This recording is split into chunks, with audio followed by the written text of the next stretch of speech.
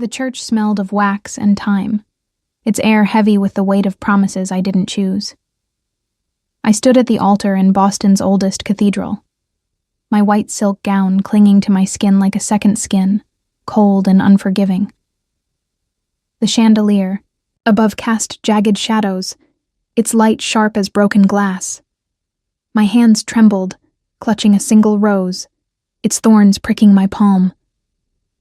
I was Anna Tran, 23, a flower seller from a crumbling shop on Charles Street, and tonight, I was a bride. James Whitaker stood opposite me, his gray eyes unreadable, cutting through me like winter wind. His black suit hugged a frame built for power, broad shoulders, sharp jaw, a man carved from stone. "You are my wife from this day forward," he said, his voice low, steady, a command, not a vow. The priest's words blurred into echoes, and I nodded, my throat tight. I wasn't here for love. I was here for my mother, her heart failing in a hospital bed, and my father, drowning in debts I couldn't count. This marriage was their salvation, and my cage. The rose's scent reminded me of Mom's kitchen, years ago, when she'd bake cookies, her laughter mixing with the warm smell of sugar and dough. "Anna, my light," she'd say, brushing flour from my cheek. That memory stung now, a lifeline to a world I'd traded away. I glanced at James, his face a mask. Did he know what this cost me? Did he care? The ceremony ended in silence. No applause. Just the organ's mournful hum. We drove to his mansion in Back Bay, the city lights smearing past like tears on glass. The car smelled faintly of cedar, sharp and expensive, like him. I pressed my hands to the silk, feeling its weight, wishing it could shield me from the life ahead. James didn't speak, his gaze fixed on the road, and I wondered if he felt trapped too. The mansion loomed, all stone and iron gates, a fortress against the world. Inside, the foyer glowed with soft light, polished wood floors stretching into shadows. A grand staircase spiraled upward, promising rooms I'd never feel at home in. "Your room is ready," James said, his tone clipped, already turning away. "Dinner's at 8. No warmth, no welcome. Just duty." I climbed the stairs, alone, my heels clicking on marble, each step heavier than the last. My room was a vision of silk. White drapes, a 4-poster bed, a mirror that threw my pale reflection back at me. I looked like a ghost in this dress, a stranger in my own skin.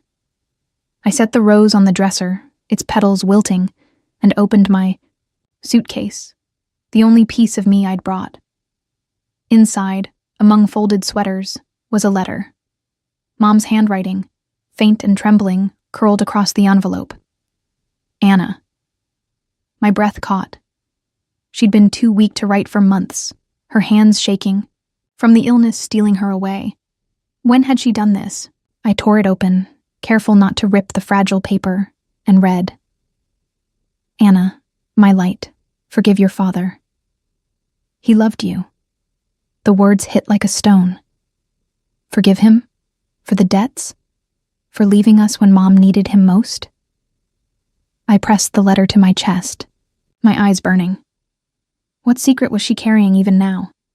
The ink blurred as tears welled, but I blinked them back. I couldn't unravel this tonight. Not here. Not in this house where I was a stranger. A clock chimed downstairs, pulling me from the letter's grip. Dinner. I folded the note and tucked it into my pocket, its weight a quiet promise, or a warning. I changed into a simple dress, the silk gown pooling on the floor like shed skin, and glanced at the mirror. My dark eyes stared back, wide, uncertain. But there was something else, a spark, maybe, of the girl Mom called her light. I had to hold on to that, no matter what this marriage demanded. The dining room was vast, a long mahogany table set for two, lit by a single chandelier.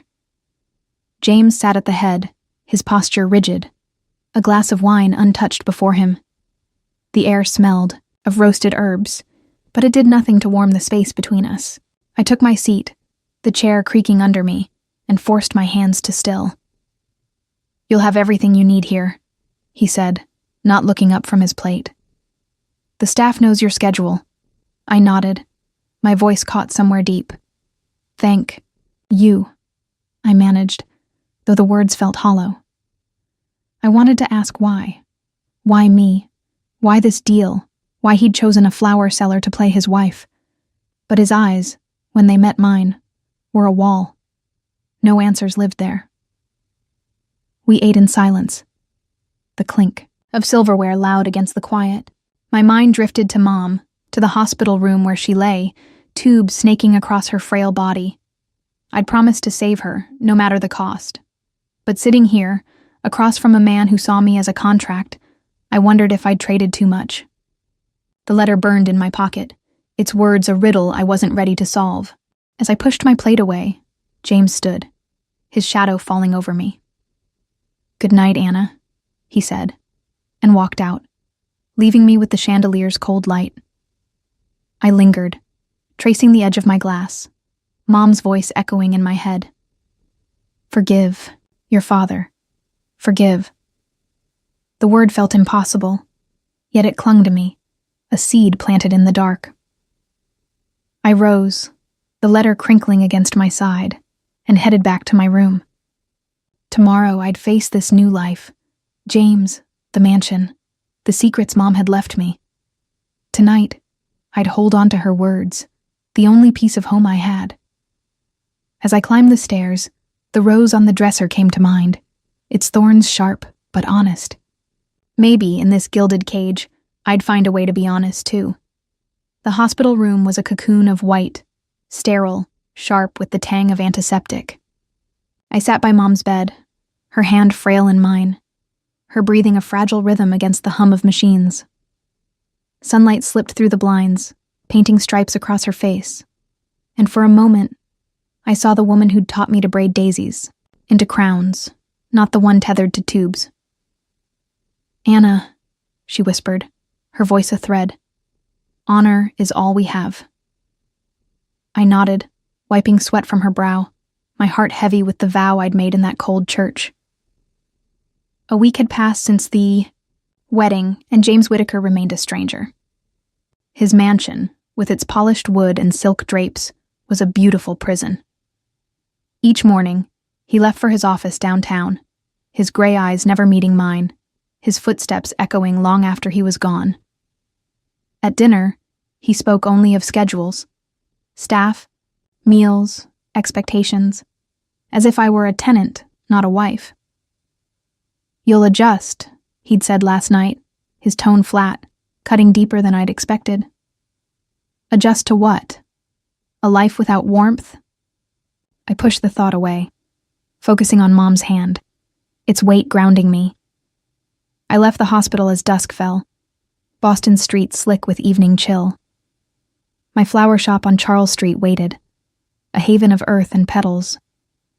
I unlocked the door, the bell jingling softly, and breathed in the damp soil, a scent that felt like home.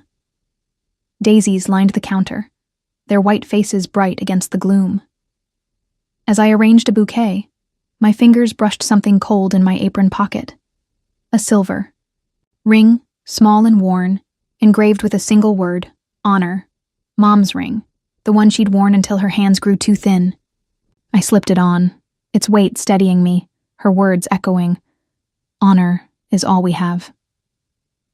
The shop's quiet was broken by a delivery notice slipped under the door. I opened it, expecting an order, but froze. It was a hospital bill, stamped paid in. Full, dated yesterday, with James's name scrawled in sharp ink. My breath caught. He'd done this? Without a word? I clutched the ring, confusion swirling. Why hide it? Before I could think, the bell jingled again, and I turned, half expecting him.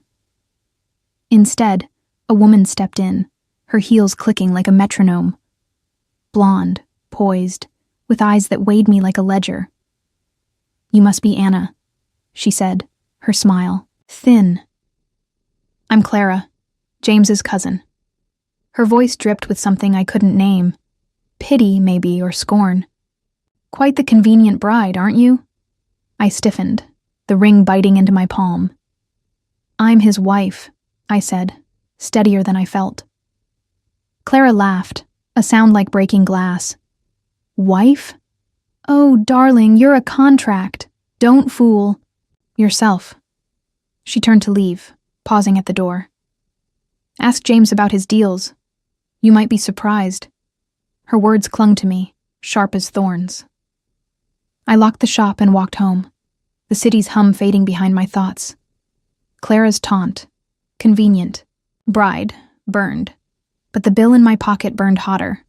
James had paid for Mom yet said nothing. Was it guilt? Control? I needed answers. But his walls were higher than the mansion's gates. Back at the house, the foyer glowed with lamplight, cedar lingering in the air. I heard voices from the study, James's low and clipped, and Clara's sharp. I hesitated, Mom's ring heavy on my finger, then crept closer, the door ajar. She doesn't know anything, James said, his tone hard. Keep it that way. Clara's reply was a murmur, lost to me, but his words landed like stones. Doesn't know. Anything. About what? The bill? My father? The letter in my pocket seemed to pulse. Mom's plea, forgive your father, tangling with James's secrecy.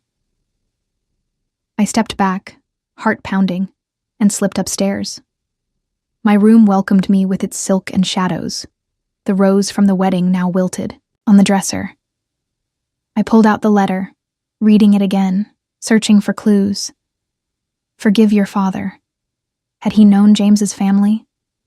Was that why Mom hid this? Why James paid for her care? The questions pressed against my chest, heavy as the silk gown I'd worn. Dinner was waiting. The dining room bathed in golden light, a chandelier softer than the church's. James sat at the table's head, his face unreadable, a glass of wine catching the glow. I took my seat, the bill and Clara's words churning, inside me. The hospital called, I said, testing him, my voice steady. They mentioned a payment. His eyes flicked to mine, a spark of surprise, then gone. It's handled, he said, cutting his steak, as if it were nothing. Part of the agreement. Agreement. The word stung, colder than Clara's laugh. I wanted to push, ask about his words to her, about my father. But his gaze was a door, slammed shut. Thank you, I said instead, hating how small it sounded. He nodded, and we ate in silence, the clink of forks loud against my thoughts.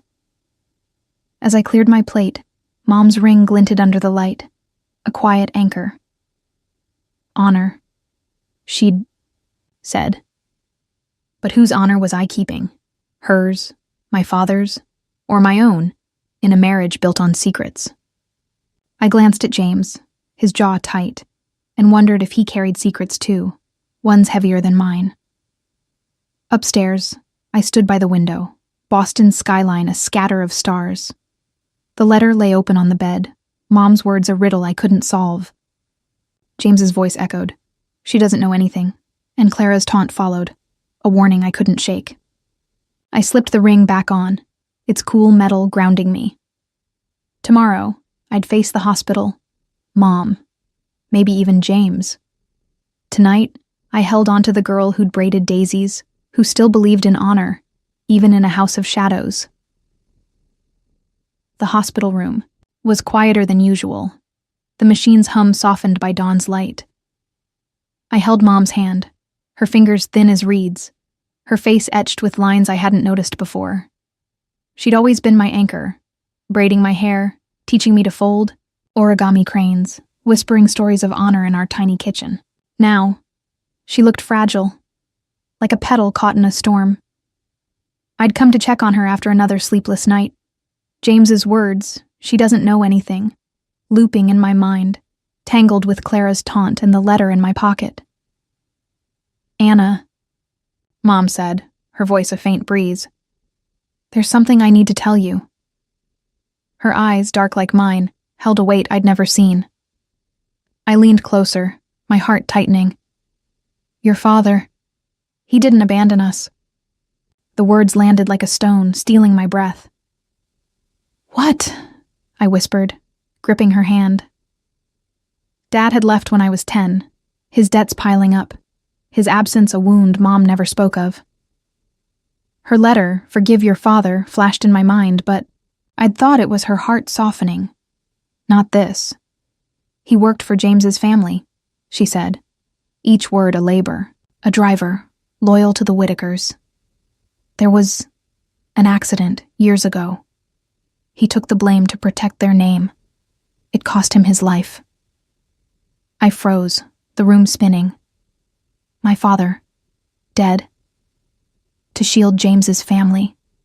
The air felt thick, the antiseptic, sting sharper. "Why didn't you tell me?" My voice cracked, anger rising. "All these years I thought he ran." Mom's eyes glistened. "I wanted to protect you, Anna. You were so young." She coughed, frail, and I softened, wiping her brow, though my mind churned. James. Did he know? Was that why he'd paid? Mom's bills. Why he'd chosen me. A debt repaid with a ring. I left the hospital in a daze. Boston's morning bustle a blur. My silver ring, Mom's gift, burned against my finger. Its word, honor, mocking me now. Dad had died for honor. But what did it mean in a marriage built on secrets? I needed answers, and James owed them to me. His office was downtown, a tower of glass and steel, the lobby smelling faintly of coffee and ambition.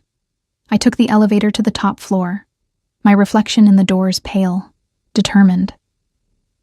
The receptionist waved me through, and I found him behind a desk, papers spread like a battlefield.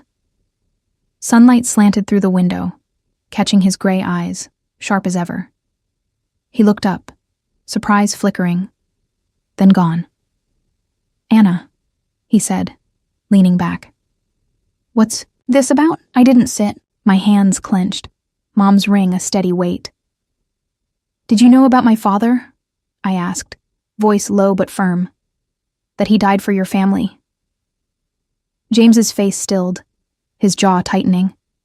For a moment I thought he'd deny it, but he stood, slow, deliberate, and crossed to the window.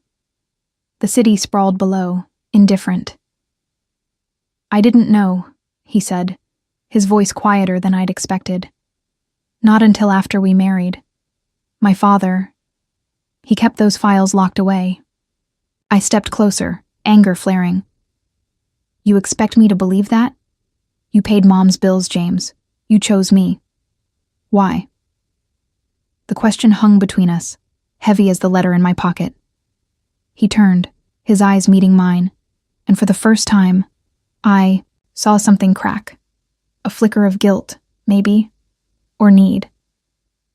"Clara was pushing to take the company," he said. "A marriage stabilized things, kept her at bay. But you..." He paused, his voice dropping. "You weren't just a name on paper. Anna, I saw you at the hospital, fighting for your mother. I needed that strength." My breath caught, his words a spark in the dark. Needed me? I wanted to hate him, for the deal, for Dad's shadow. But his gaze held me, raw, unguarded. My ring glinted, Mom's voice echoing. "Honor is all we have." Was this honor, standing here demanding truth? "Then why hide it?" I asked, softer now, my anger fraying. "You told Clara I don't know anything. What don't I know?" He stepped closer, close enough that I smelled his cologne, cedar and steel. His hand reached out, brushing mine, a touch so light it burned. "I meant the company," he said. "Clara's schemes, the board's games. Not your father. Never that." His fingers lingered, warm, and I didn't pull away. "I need you, Anna, more than I planned." The words sank deep, stirring something I wasn't ready to name. Love? Hope? I looked into his eyes, searching for lies, but found only a man unraveling, his walls crumbling. My heart raced, torn between fear and a pull I couldn't deny. I loved him. I knew it then, standing in that office, sunlight pooling around us. But love in this world, with its secrets and deals, felt like a risk I wasn't sure I could take. I stepped back, breaking the touch, my ring cool against my skin. I need time, I said, voice steady despite the storm inside. He nodded, his face tightening, but he didn't stop me as I left. Outside, Boston's air was crisp, the city alive with purpose. I walked, Mom's letter heavy in my pocket. Her words, "Forgive your father," louder now, joined by Dad's sacrifice. He died for honor, for a family not his own. Could I forgive him? Could I forgive James, who'd bound me to this life, but looked at me like I was his heir? I stopped by the Charles River, its water glinting under the morning sun. The ring caught the light, a promise from Mom, from Dad, from me. Honor wasn't just their legacy, it was mine to define. James's touch lingered in my mind. His words, "I need you," a seed planted in my heart. I wasn't ready to trust it, not yet, but I'd face him again. For Mom, for Dad, for the girl who still believed in something true, even in a house of silk and shadows. The park hummed with life, children's laughter weaving through the rustle of leaves. I sat on a bench, watching my brother Tommy chase a basketball, his grin wide as the sky. At 15, he was all lanky limbs and boundless hope, the one bright spot in a world turned upside down. James stood nearby, tossing the ball back, his rare smile softening the sharp lines of his face. For a moment, I forgot the secrets. Dad's death, Mom's letter, James's guarded eyes, and felt my heart warm, a flicker of something like home. It had been days since our confrontation in his office, his touch still lingering, his words, "I need you," echoing in quiet moments. I'd admitted I loved him, but love felt fragile, a daisy in a storm. Mom's ring, silver and steady on my finger, reminded me of her voice. Honor is all we have. I wanted to honor her, Tommy, even Dad, but James's world, with its silk and shadows, made trust a heavy choice. Back at the mansion, the air carried the faint musk of old books. I found James in his study, a sanctuary of leather and wood, papers strewn across his desk. He looked up, his gray eyes catching the lamplight, and I felt that pull again, strong and unyielding. "Tommy had fun today," I said, leaning against the doorframe, testing the quiet between us. "He's a good kid," James replied, his voice softer than usual. He stood, closing the distance, and for a second, I thought he'd reach for me. But his phone buzzed, shattering the moment. He glanced at it, his jaw tightening, and turned away. "Work," he muttered, but the shift in his face told me it was more. That evening, Clara swept into the dining room unannounced, her blonde hair gleaming like a blade. Her smile was all teeth, her eyes locking onto me with the precision of a hunter. "Anna, dear," she purred, settling into a chair, uninvited. "Enjoying your little fairy tale?" James's fork paused mid-air, his gaze sharp. "What do you want, Clara?" She leaned forward, voice low, venomous. "The board's restless, James. They're asking questions about your marriage." She glanced at me, her meaning clear. I could help, or I could tell them the truth. A contract bride doesn't scream stability. My stomach twisted, Clara's words slicing through the warmth of the park, the study's quiet. Contract bride. The same taunt she'd thrown at my flower shop, now sharper, aimed to wound. I gripped Mom's ring, its edges grounding me. "I'm his wife," I said, voice steady, though my heart raced. That's the truth, Clara laughed, a brittle sound. You're a pawn, Anna. James needed a prop to keep me out of his chair. But I'm done waiting. She stood, her heels clicking as she left, her threat hanging like smoke. I turned to James, my voice trembling with anger. Is she right? Was I just a move in your game? His eyes met mine, fierce, unguarded. No, he said, stepping closer. You were never just anything. But doubt lingered, fed by Clara's venom and the secrets I still didn't know. That night, I couldn't sleep. Mom's letter heavy in my thoughts. Forgive your father. Had Dad been a pawn too, caught in the Whitakers' world? I wandered to the study, seeking answers, and found James there, staring at a photo. An older man, stern, familiar. His father, I guessed. Can't sleep either? I asked, softening the silence. He set the photo down, his face tight. Clara's pushing harder than I thought, he said. She's jealous. Of the company. Of us. She'll expose the deal to the board unless I step aside. My breath caught. Step aside? Lose everything he'd built?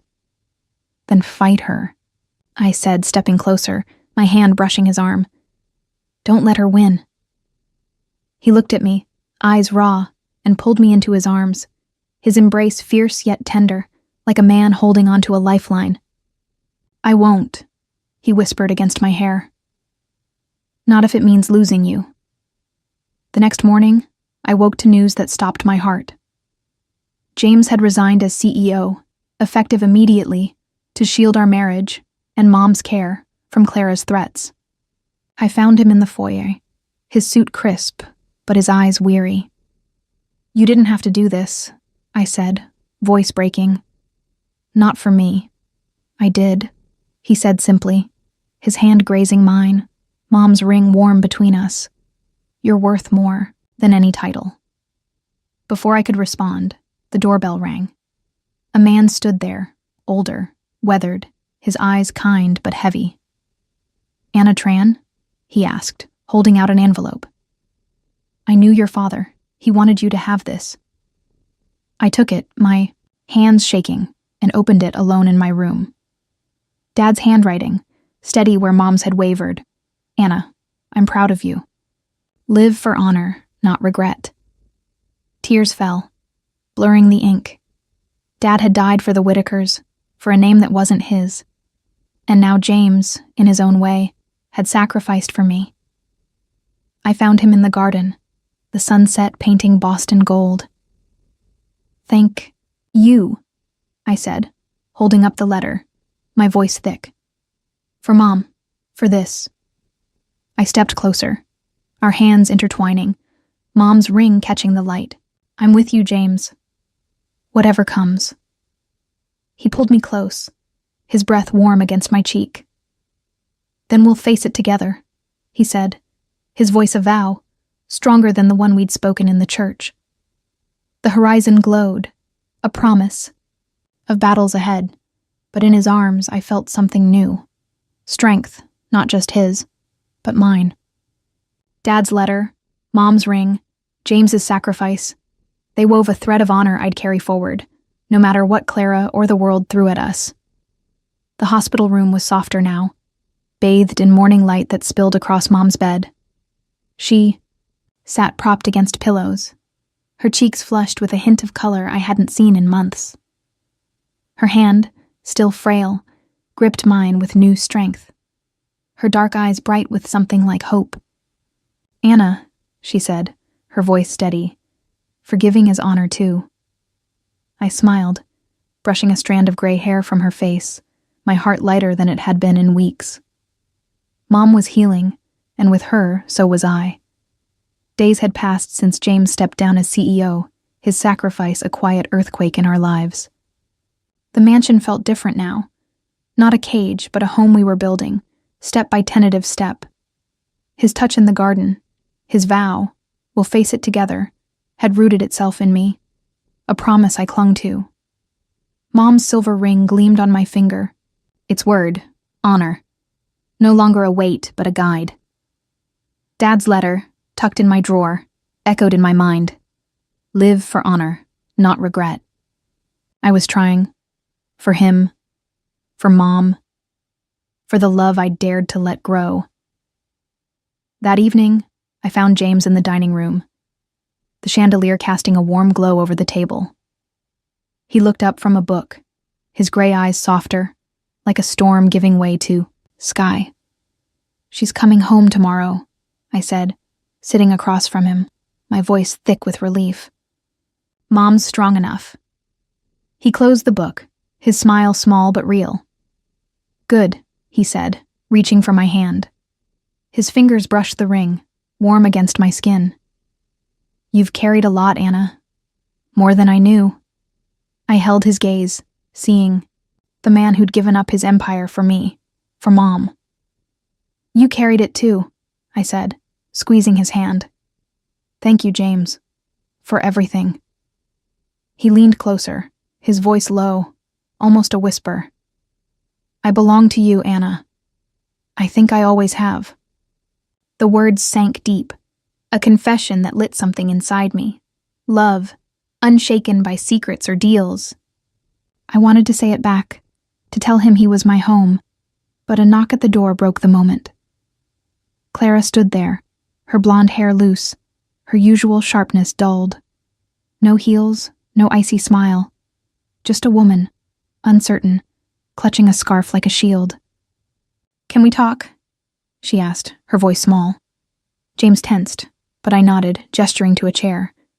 She sat, eyes darting between us, and I braced for another barb. Instead, she spoke softly, her hands twisting the scarf. I was wrong, she said, looking at me. I envied you, Anna.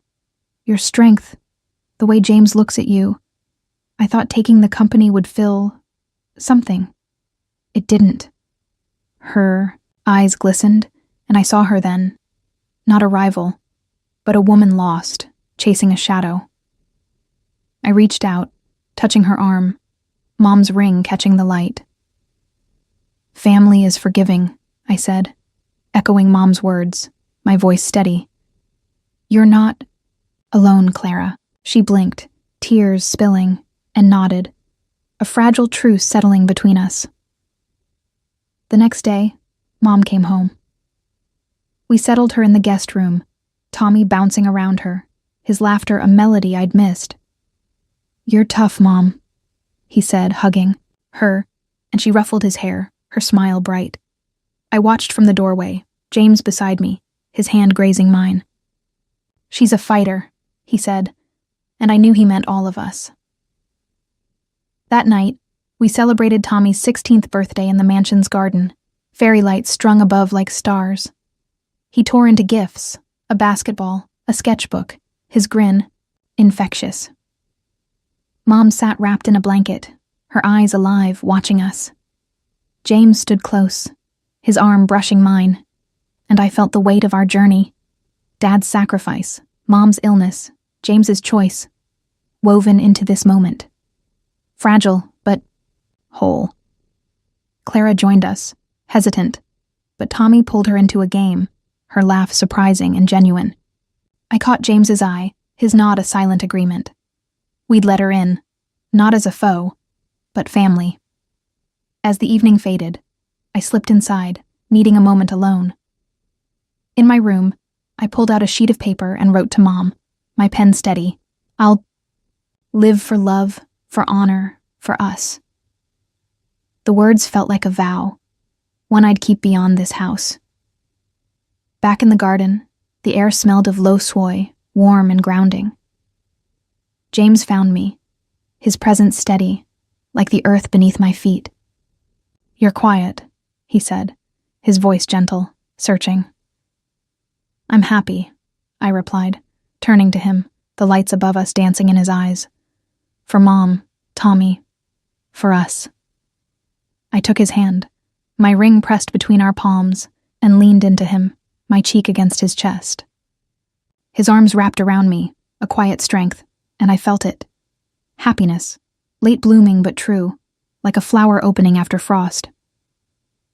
The stars blinked above, Boston's skyline a distant glow. Tommy's laughter rang out, Mom's voice joining, soft but clear.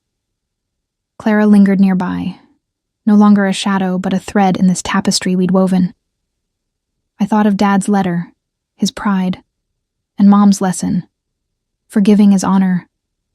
I'd forgiven him, forgiven Clara, maybe even myself for doubting I could love in this world of silk and secrets. James tilted my chin, his eyes locking with mine. "We made it, Anna," he said, his breath warm. I nodded, my heart full, knowing this was only the start. Together we'd face whatever came, not as a deal, but as a promise, lit by the light we'd found. As the night deepened, I stood with my family, my hand in James's, the low sway's glow a beacon. I'd write more letters, live more days, love with every breath. This was honor, not just Dad's or Mom's, but mine, ours, a light that would never fade. The kitchen smelled of chamomile tea, its warmth curling through the air like a soft embrace. I stood at the counter, pouring a cup for Mom, her laughter drifting from the living room where Tommy was teaching her a card game. It was a rare moment, our family pieced together, fragile but whole, after so much had been broken. Mom's silver ring gleamed on my finger, its word, honor, a quiet pulse. I thought of James's sacrifice, his arms around me at sunset, and felt a flicker of peace. But peace, in this house of silk and secrets, was never simple. James had been quieter since stepping down, his gray eyes carrying a weight I couldn't name. Last night, at dinner, he'd lingered longer, his hand brushing mine, his smile tentative, like a man learning to trust. I loved him, fiercely now, but love didn't erase questions. Dad's letter, Mom's illness, even Clara's apology, they'd woven us closer, but threads of doubt still tugged at me, thin as spider silk. That evening, I found James on the Daeng mansion's balcony, the city's lights a distant hum below. The air was crisp, tinged with cedar from the trees lining the garden. He leaned against the railing, a glass of whiskey untouched in his hand, his face shadowed. "You're far away," I said, stepping beside him, my voice gentle. He turned, his eyes catching the moonlight, raw and unguarded. "My mother left when I was 12, he said, the words heavy, as if pulled from deep water. She wanted a life bigger than us, bigger than me. I spent years trying to be enough, building walls so no one could leave again." He paused, his voice breaking. "I'm not perfect, Anna. I never will be." My heart ached, seeing the boy beneath the man, the scar he'd hidden. I touched his arm, Mom's ring cool against his sleeve. "You don't have to be," I said, my voice steady. "You're enough, James. For me." He looked at me, eyes red, and for a moment, I thought he'd pull me close. But he stepped back, his jaw tight, and nodded, as if my words were too much to hold.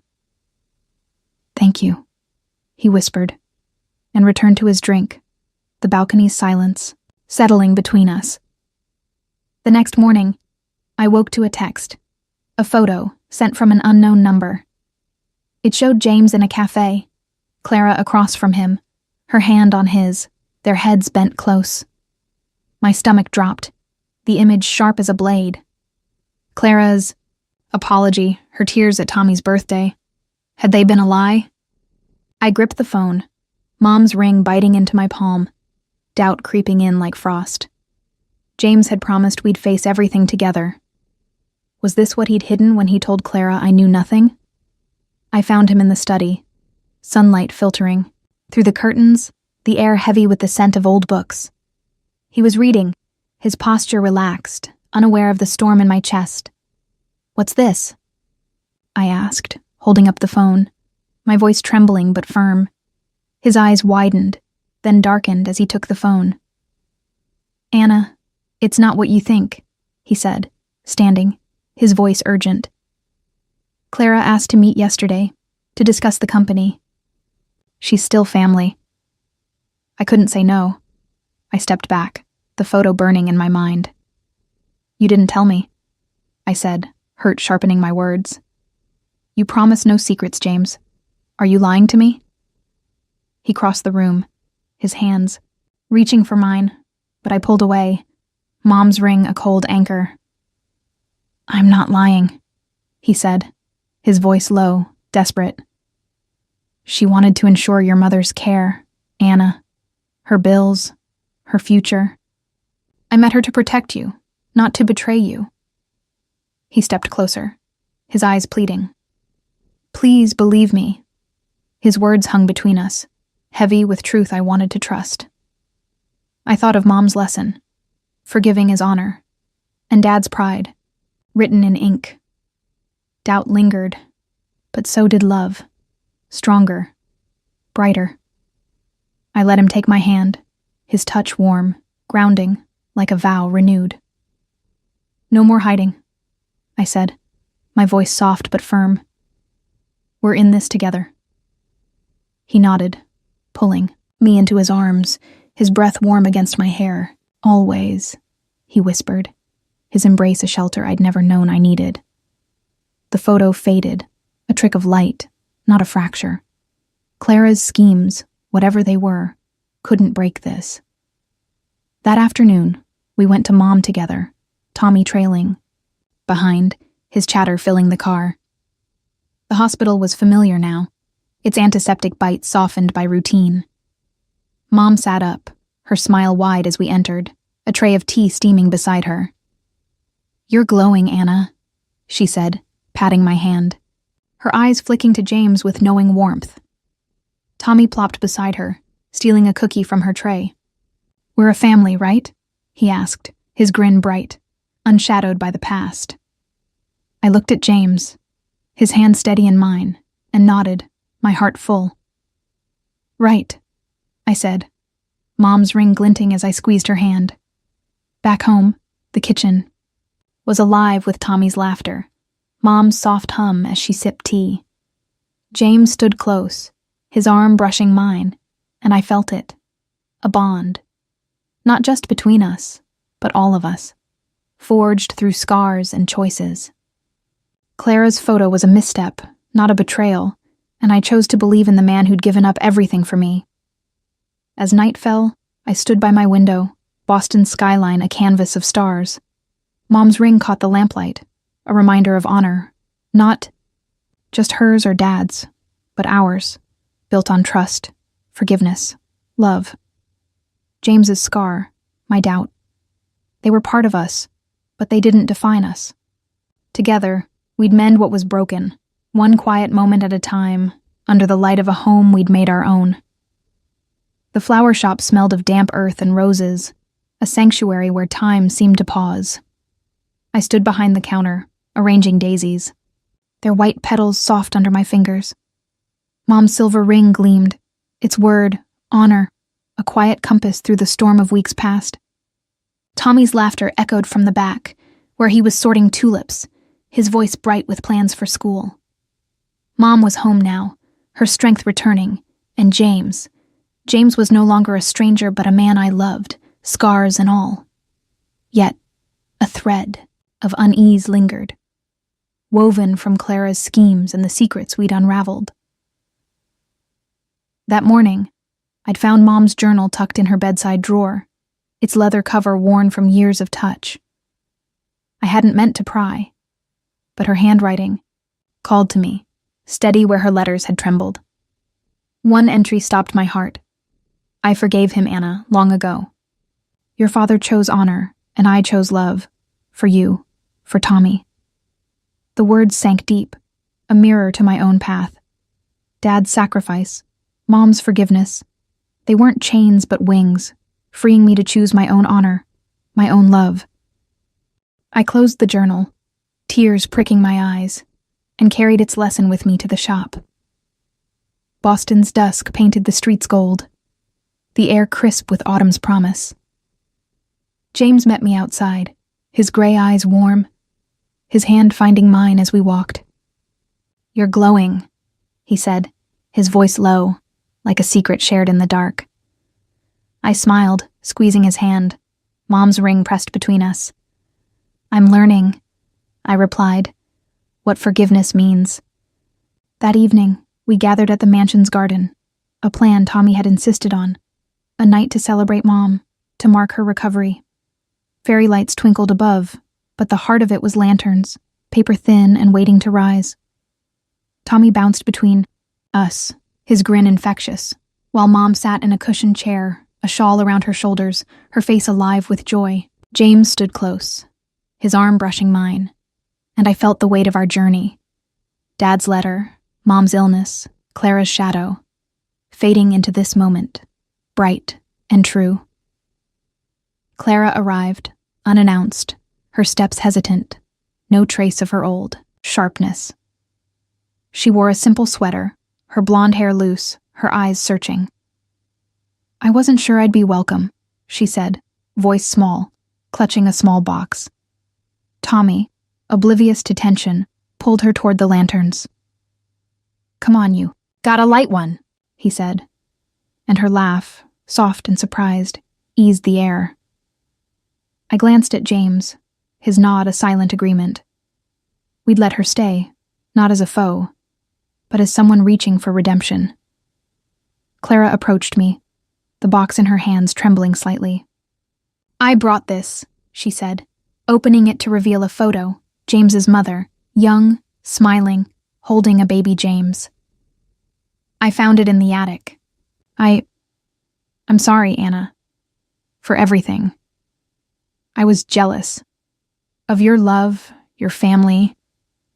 Her words hit like a tide, washing away the last of my anger. I thought of Mom's journal, her choice to forgive, and felt my own heart open. "Family is forgiving," I said, my voice steady, echoing Mom's wisdom. I hugged her, brief but real, Mom's ring catching the light. "You're not alone, Clara." She nodded, tears brimming, and stepped back, joining Tommy to light a lantern. I turned to James, his eyes locked on mine, a quiet pride in them. "I need you to live, Anna," he said, his voice a vow, stronger than any we'd spoken before. "You've shown me what that means." I leaned into him, my cheek against his chest, his heartbeat steady under my ear. "And you've shown me strength," I whispered, my hand in his, the ring a bridge between us. Love wasn't just a feeling, it was this, choosing each other, every day, through scars and shadows. Tommy's shout pulled us apart, his lantern rising, a soft glow against the night. "Make a wish," he called. And Mom laughed, her voice clear, whole. I lit ours, James's hand guiding mine, the flame flickering as we released it. "For us," I said, watching it climb, a star born from our hands. Tommy's voice rang, out, pure and bright. "Anna, I'm proud of you." His words landed deep, echoing Dad's letter, Mom's journal. I looked at him, my little brother, taller now, his eyes full of trust, and felt my heart swell. "I'm proud of you too," I said, my voice thick, and he grinned, hugging me tight. Mom joined us, her shawl slipping, her hand finding mine. "You've done well, my light," she said, her eyes glistening. I squeezed her hand, the ring, warm between us, and thought of her journal. I chose love. So had I. For her, for Tommy, for James, even for Clara, who stood quietly, her own lantern rising. The sky filled with lights, each one a promise, a freedom we'd fought for. Boston's skyline glittered below, indifferent. But here, in this garden, we were everything. I thought of Dad, his pride written in ink, and Mom's letter, her plea to forgive. They were with me, not as ghosts, but as roots, grounding this family we'd built. James pulled me close, his breath warm against my cheek. "We're free," he said, his voice soft, final. I nodded, my heart full, knowing freedom wasn't just lanterns or skies. It was us, together, choosing honor over regret, love over fear. As the last lantern faded, I held onto this moment, its light brighter than any chandelier, a truth we'd carry forever. The kitchen was alive with the scent of coffee, its rich warmth weaving through the morning light. I stood by the counter, pouring a mug for Mom, her soft hum filling the room as she peeled apples for pie. Her hands, once frail, moved with purpose now, each slice a quiet victory. Tommy sprawled at the table, sketching a basketball court, his pencil scratching happily. I touched the silver ring on my finger. Mom's gift, its word, honor, a steady heartbeat. This house, once a cage of silken secrets, was home now, built on choices we'd made together. Weeks had passed since the lanterns rose, since Clara's apology and Tommy's proud grin lit our garden. James and I had grown closer, his touch no longer a question but a certainty, his gray eyes a map I'd learned by heart. Dad's letter, Mom's journal. They rested in my drawer, not weights but anchors, reminding me of the honor we'd found, the love we'd chosen. Yet, one thread remained loose, a story I needed to hear, to close the circle. Mom set down her knife, her eyes, meeting mine, bright with a strength I'd feared we'd lost. "Anna, my light," she said, her voice clear. "Your father would be so proud of you." She reached for my hand, her fingers warm around the ring. "He chose honor, not regret. You've done the same," I swallowed, tears pricking. Her words bridging years of silence. "Tell me about him," I said, soft but sure. "I want to know." She smiled, settling into a chair, the coffee steam curling between us. "He was stubborn," she began, her voice a melody, "but kind.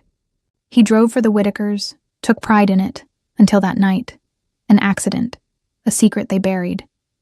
He took the blame to protect their name, to protect you and Tommy. I forgave him, Anna, because he loved us." Her words painted him alive, a man, not a shadow, who'd chosen honor as I had. I thought of James's sacrifice, stepping down for me, and felt Dad's pride echo in my own choices. "Thank you," I whispered, hugging her, the ring pressed between us, a vow kept. Later, I walked to the flower shop, the streets of Boston aglow with autumn's gold. James joined me, his hand in mine, our steps matched like a rhythm we'd learned. The shop welcomed us with its earthy scent, daisies nodding from their vases. I arranged a bouquet, James watching, his smile quiet, steady. "You make this place alive," he said, his voice low, a confession wrapped in warmth. I turned to him, my heart full. "You make me alive," I replied, and meant it. He'd given up his empire, faced his scars, chosen me, not as a deal, but as home. I set the flowers down, stepping closer, our hands brushing, Mom's ring catching the light.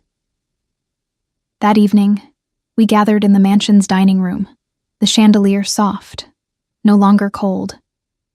Tommy bounced in, carrying a sketch. Our family, drawn with messy lines but boundless love.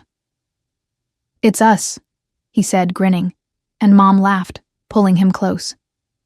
Clara was there too, quieter now, her presence a thread mended, not broken. James sat beside me, his arm grazing mine, and I felt it.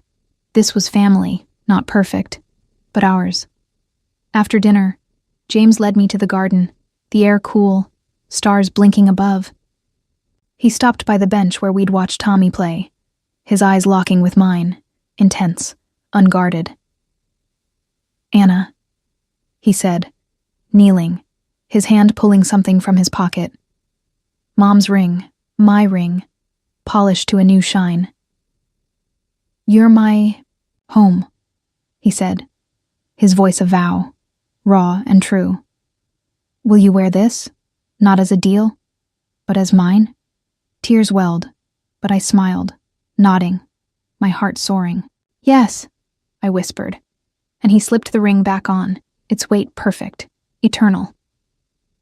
I pulled him up, my arms around him, his breath warm against my cheek. I'm yours, I said, and kissed him. Soft, certain. The stars, our only witness. Tommy's shout broke the moment, his laughter spilling from the house. You guys are gross, he called. But his grin was wide, his arms wrapping around us both. We're a family, right? He asked, his voice bright, and I nodded, my throat tight. Always, I said, ruffling his hair, James's hand steady, in mine. Mom joined us, her shawl loose, her smile a beacon. You've done well, my light, she said, her eyes glistening. I hugged her, the ring warm between us, and felt Dad's presence. Not in regret, but pride, woven into this moment. This love. Back inside, I sat at my desk, the room quiet, lit by a single lamp. I took a sheet of paper and wrote, Mom, I promise to love forever. For you, for Dad, for us. The words were simple, but they held everything. Honor, forgiveness, the happiness we'd fought for. I sealed the letter, knowing I'd give it to her tomorrow, a new thread in our story. The kitchen glowed as I returned, coffee's scent lingering, Tommy's sketches scattered on the table. James stood by the window, his silhouette strong, and I joined him, my hand in his, the ring a quiet promise.